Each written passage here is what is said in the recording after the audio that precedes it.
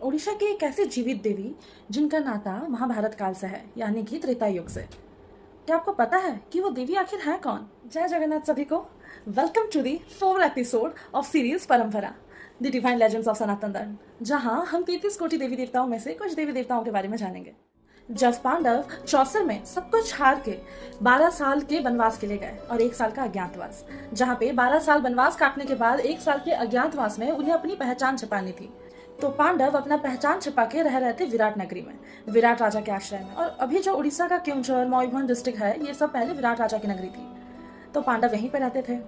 उस वक्त क्या हुआ था, सभी पांडव अपने अपने पहचान छिपा के रहते थे। पांडवों के साथ द्रौपदी भी थी। द्रौपदी सैरंध्री नाम से रानी सुदेशना की दासी बनकर रहती थी। रानी सुदेशना यानी राजा विराट की पत्नी। तो वहां पे राजा विराट का जो सेनापति था वो और कोई नहीं, रानी सुदेशना का ही भाई था, जिसका नाम था कीचक। एक दिन की बात है, जब कीचक अपनी बहन सुदेशना से उनके कक्ष पे मिलने गया था, वहां पे उसने द्रौपदी को देख लिया, जो कि सैरंध्री नाम से रहती थी। उनको देखते ही कीचक उनके प्रति मोहित हो गया और वो सैरंध्री पर कुदृष्टि डालने लगा। कीचक की द्रौपदी पर क्रूरदृष्टि डालने की वजह से द्रौपदी बहुत परेशान रहती थी। कीचक हमेशा ऐसे मौकों के तलाश में रहता था कि वो द्रौपदी को अकेला पा सके। कीचक एक बहुत ही शक्तिशाली योद्धा था। उसका बल मानो कोई चमत्कार हो, उसको किसी से वरदान मिला हो। एकमात्र कीचक के रहने से विराट नगरी पर कोई हमला करने के बारे में सोच भी नहीं सकता था।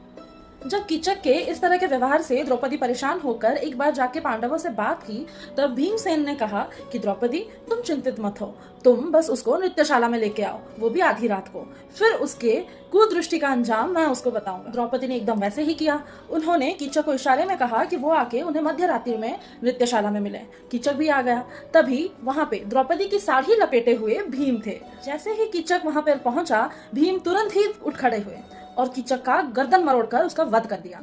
उसके अगले ही दिन कीचक वध की बात पूरे महल में फैल गई। सभी अचंभित हो गए कि आखिर कीचक को कौन मार सकता है।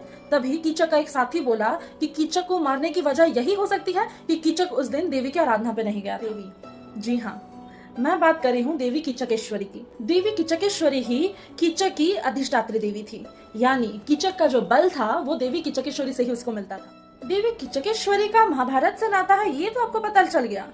फिर देवी को जीवित क्यों कहा जाता है? अगर ये जानना है तो सब्सक्राइब करिए और मिलते हैं पार्ट 2 पे।